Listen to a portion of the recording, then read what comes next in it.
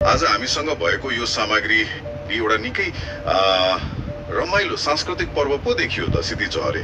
यसको सुरुवात चाहिँ एउटा पुरानो पदबाटै गरौँ न। म वाचन गर्छु है त। सिथि नख थो थो कुलङ्गु थन नियनिय नलह थङ वङखङ थन वङ व थिङथ्याङ। अब यसलाई नेपालीमा बुझ्दाखेरि यस्तो हुँदो रहेछ। सिथि नख आयो आयो, कुलको पानी बग्यो बग्यो, नगर सफा गरौँ, पानीका मुहान जोगाउँ।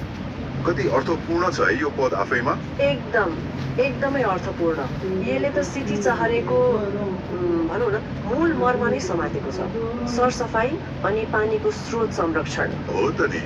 नेपाल त अब चाडपर्व संस्कृतिले कति धनी देश, विश्वमै यसको खै अर्कै पहिचान छ। साँच्चै झन् काठमाडौँ उपत्यकाका नेवा समुदाय, उहाँहरूको त्यो जीवन्त संस्कृति परम्पराहरू त अझै विशेष छन् नि। हो यिनै अनेक परम्परा मध्ये सिद्धि चहरे पनि एउटा असाध्यै महत्त्वपूर्ण पर्व हो। यसले प्रकृति र संस्कृतिलाई कसरी जोड्छ भन्ने कुरा देखाउँछ। यो चहरेको अर्थ पनि खुलाएको रहेछ। चहरे भनेको चतुर्दशी हैन त? हो ठ्याक्कै, चहरे भनेको चतुर्दशी नै हो। अनि यो जेठ महिनाको शुक्ल पक्षको चतुर्दशीमा पर्ने रहेछ। ज्येष्ठ शुक्ल चतुर्दशी।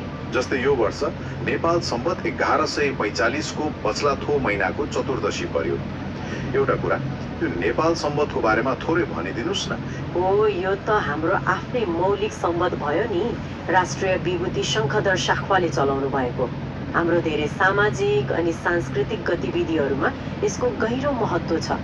त्यसैले चाडपर्वका तिथिहरू पनि यही सम्वत अनुसार नै निर्धारण हुन्छन् धेरै जसो। बुझे। हो त्यही भएर ज्येष्ठ शुक्ल चतुर्दशीमा नेवा समुदायले सिद्धि चहरे मनाउनुहुन्छ, विशेष पूजाआजा गरेर। अनि पूजा चाहिँ खास कसको गरिन्छ? कुमार कार्तिकेयको नाम बढी जोडिएको पाइयो। हो मुख्य पूजा उहाँकै हो, सिद्धि कुमार कार्तिकेय, भगवान शिव र पार्वतीका पुत्र। उहाँलाई शक्तिको देवता अनि देव सेनाका सेनापतिको रूपमा पनि मानिन्छ। तर उहाँको मात्रै होइन नि, फेरि घरका अरू देवी देवताहरूको पनि पूजा अर्चना गर्ने चलन छ। सबैको। अनि यो दिन घर आँगन टोल छिमेक सफा गर्ने काम हुन्छ।